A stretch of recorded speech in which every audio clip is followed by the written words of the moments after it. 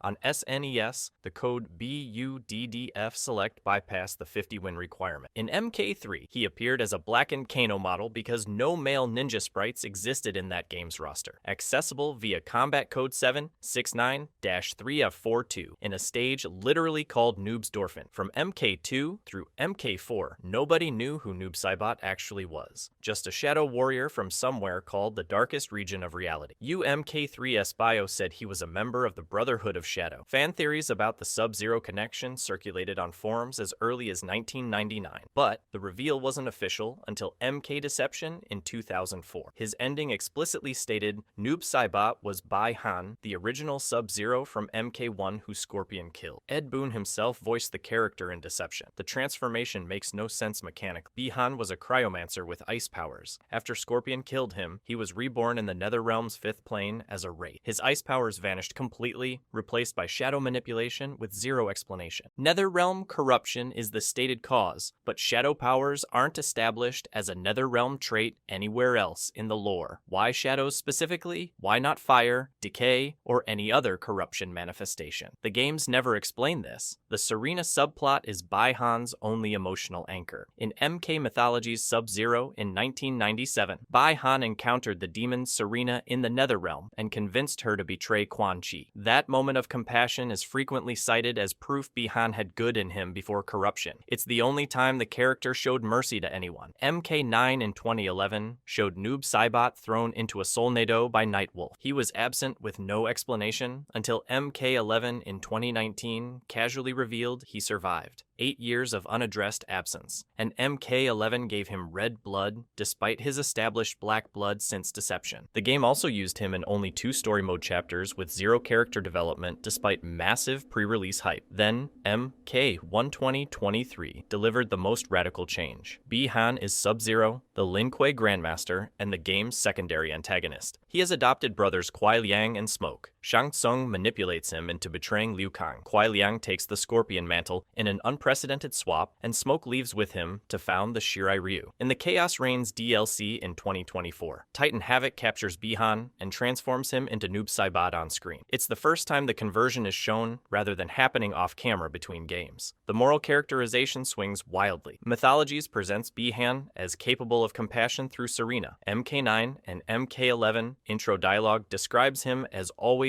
irredeemably evil. Deception suggested corruption twisted him. MK1 shows him as proud and arrogant but not inherently monstrous until Havoc's intervention. 4 different moral frameworks for the same character depending on which timeline you examine. But if a character created as a prank on a co-worker seems absurd, wait until you learn about the fighter who was born from a diagnostic error message that players misread as a roster slot. Ermax is the only character in gaming history who was literally born from a diagnostic error message, and 30 years later, he contains the soul of a murdered king fighting for control of a body made from thousands of dead warriors. The origin is pure accident. Ed Boon created an assembler macro called Ermax, short for error macro, to log software bugs in MK1's code. This was standard Midway practice dating back to Smash TV in 1990. The Ermax counter appeared on the arcade diagnostic screen players could access. After Boon added Reptile in the 3rd revision, Ermax was listed directly below Reptile appearances and Reptile battles on the audit menu. Players saw the word next to Reptile statistics and assumed it was a second secret character. Boon explained in a 2024 tweet, "Unfortunately or fortunately, we listed the number of Ermax that occurred directly after the log/number of times players fought against Reptile. This, of course, made players speculate that Ermac was another hidden character, like Reptile. Soon rumors rumors of Ermac became stuff of legend. He admitted in 2011 he deliberately kept the meaning secret to fuel speculation. The Electronic Gaming Monthly hoax in October 1993 turned the rumor viral. A reader named Tony Casey submitted a doctored Polaroid showing a red scorpion on the Warrior Shrine stage with Ermac wins as the caption. The image was a complete fabrication. EGM published it anyway. Readers sent elaborate fake unlock instructions. Meanwhile, in MK2, Midway embedded the scrambled message CEAMRODSENTOEXITS. An anagram of Ermac does not exist. Jade appeared with the taunt, "Ermac who?" But the developers never outright denied he was real. Ultimate Mortal Kombat 3 in 1995 made the rumor canon. Ermac debuted as one of 3 hidden characters alongside Mileena and classic Sub-Zero. He was the only character who had never appeared in any previous game. The 2-player Ultimate Combat code was 12344-44321. His bio read, "An enigma to all who come into contact with him." Ermac's past remains shrouded in mystery. It's believed that he exists as a life force brought together by the souls of extinguished Outworld warriors. The plural identity was established in MK Deception in 2004. His bio opens, "We are Ermac. We are the fusion of the souls of dead warriors, created by Shao Kahn to obey him without question." He consistently spoke in first-person plural throughout all dialogue. In MK 12023, he refers to himself as the Collective. The soul count is described variously as thousands, legions, and countless depending on which game you're reading. Then, MK9 in 2011 revealed King Jared was inside him. Jared, Sindel's murdered husband and Katana's father, was one of the souls composing Ermac. Writer John Vogel confirmed this as legitimate lore even outside the non-canon arcade ending. In MK 12023, this became central to the story. After Ermac is defeated, Jared's soul literally seizes control of the body and reunites with his family. When an alternate timeline Sindel later kills the Prime Sindel, Jared absorbs her soul into Ermac. Husband and wife are now fused within the same construct. His signature move is the telekinetic slam, lifting opponents with his mind and slamming them into the ground repeatedly. Ed Boon called it one of his favorite moves in the franchise. Ermac's most famous story moment came in MK9 when he telekinetically ripped off Jack's arms, directly causing Jack's cybernetic replacements. But here's where the lore contradicts itself. His creator changes between timelines. Shao Kahn's sorcerers in the original timeline, Shao Kahn himself in the second timeline, Quan Chi in the third timeline. 3 different makers for the same construct. UMK3's bio hinted he was believed to have been very well hidden in MK1, playing into the original rumor. Later games dropped this pretense entirely. The power inconsistency is extreme. He's described as containing thousands of souls in some games, making him nearly godlike. In others, he's a mid-tier enforcer easily defeated. His ability to break free from Shao Kahn's control happens repeatedly, yet he keeps returning to servitude in rebooted timelines as if the character growth never occurred. And the Jared soul creates a massive timeline problem. MK9 claimed Jared was always there as one of the original souls, but MK 12023 gives him a completely different origin through living forest souls, not Edenian warriors. The mechanism by which Jared entered Ermac is incompatible between timelines. But if a character born from a diagnostic error seems unlikely, wait until you learn about the fighter who doesn't appear in most versions of her debut game and whose unlock conditions remained undiscovered for over a decade. Jade is the only secret character in Mortal Kombat history whose unlock method forces players to deliberately handicap themselves for an entire match. And after 30 years, nobody has explained why she's completely immune to projectile attacks. Mortal Kombat 2 in 1993 hid Jade using one of the franchise's most unusual conditions. In single-player mode, players had to reach the match directly before the question mark slot on the battle plan. During that specific fight, they had to win at least one round using only the low kick button. No high punch, low punch, high kick, or block allowed. Just low kick. Win a round that way, and a message appeared. Congratulations! You have found an undiscovered warrior from the first tournament. The player was transported to Goros Lair to fight a green, palette-swapped katana with darker skin. On SNES, the shortcut code was up, down,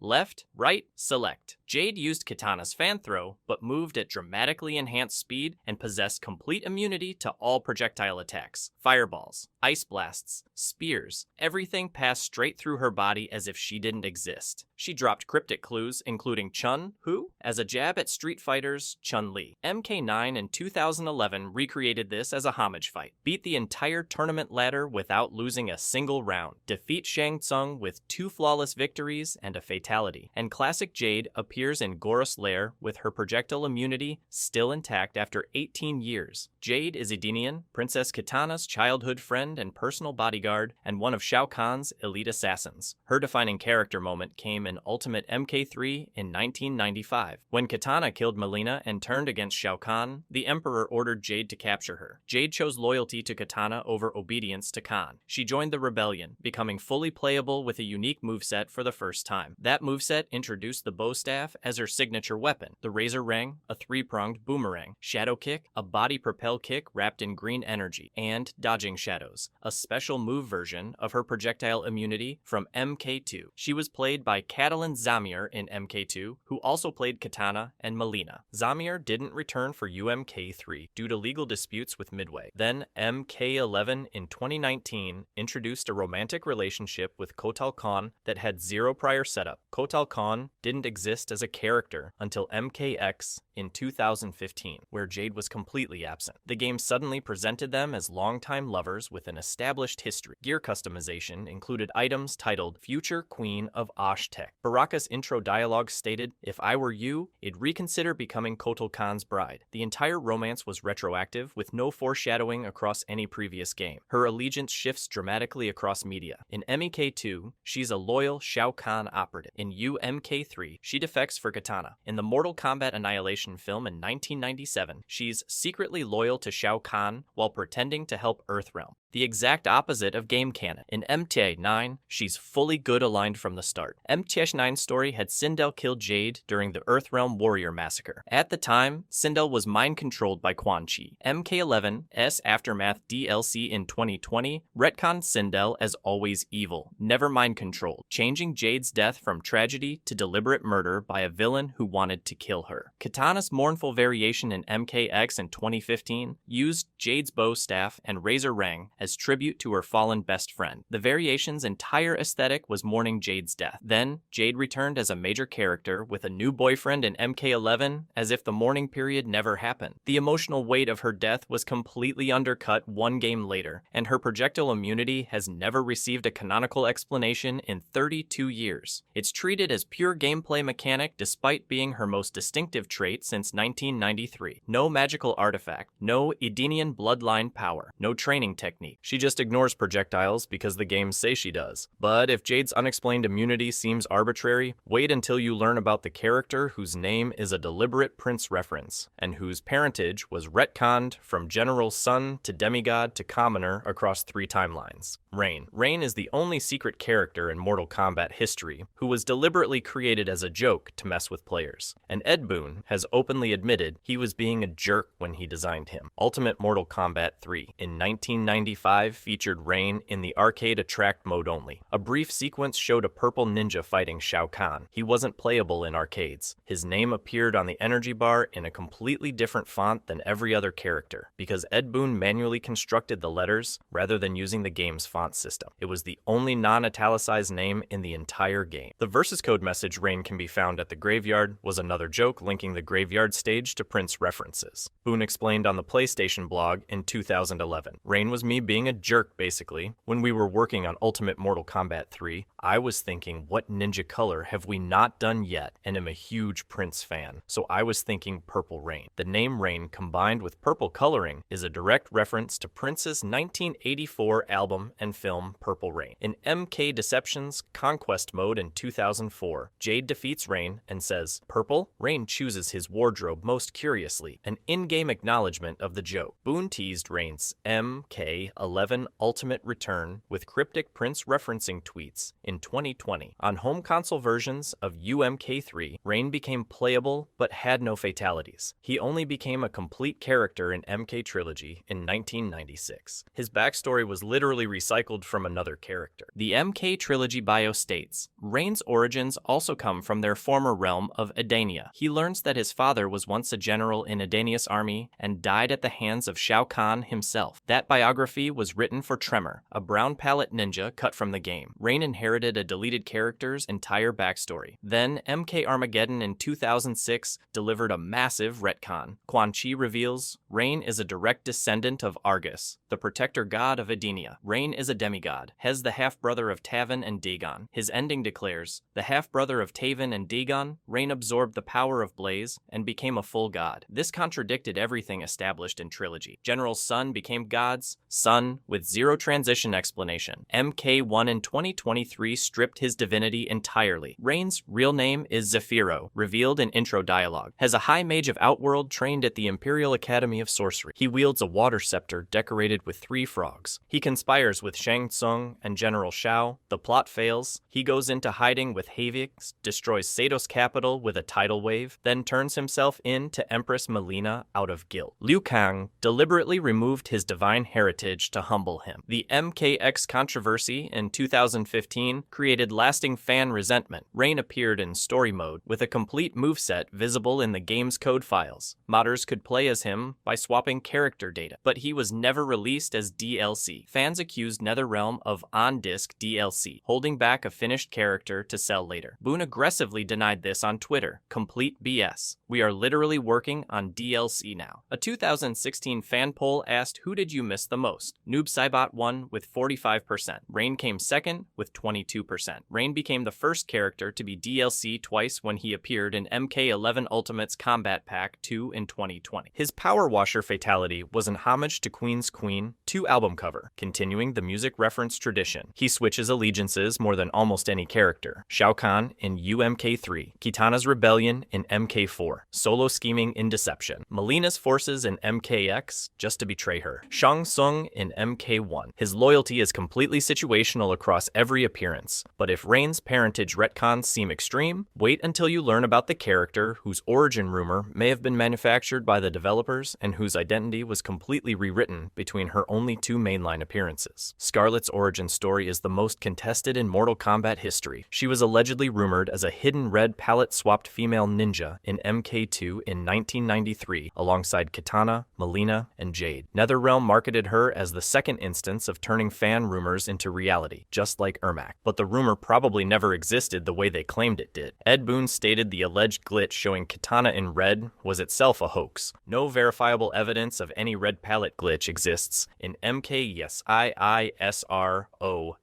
code. Community veterans described the Scarlet rumor as far less prominent in the 1990s than Ermac's legend. They call it more of a what-if speculation than a genuine widespread arcade-era mystery. The historical record is deliberately unclear. NetherRealm leaned into the legend becomes real marketing regardless of whether the legend was organically widespread or retroactively amplified. MK9 in 2011 made her real as the game's first DLC character on June 21st, priced at $5. She was teased as Lady in Red before her name reveal, voiced by Dana Lynn Barron, who played Sonya Blade in the 1995 film. Her backstory, created by Shao Kahn from the blood of fallen warriors fused with dark magic, a construct similar to Ermac, but made from blood instead of souls. She was kept chained and imprisoned, only unleashed when absolutely necessary because draining enemy blood made her dangerously powerful. Then, MK11 in 2019 completely changed her origin. She was no longer a blood construct. She was reimagined as a starving outworld street urchin taken in by Shao Kahn and reborn through blood sorcery. A person taught blood magic, not a construct made from it. Her design shifted from red ninja to blood witch with more covered clothing, mosquito pattern blood striping, and a head covering with Central Asian design elements. Voiced by Polish actress Beata Pozniak with a distinctive Eastern European accent. She refers to herself as one of Shao Kahn's daughters. The flip between MK9 and MK11 represents fundamentally different character concepts. One is not human, the other is. In the MKX comic series in 2015, Scarlet begged Havik to teach her blood magic, but MK11 says Shao Kahn already taught her, contradicting her own comic storyline. Reigns. MK11 intro dialogue states, "The blood in your veins is Edenian,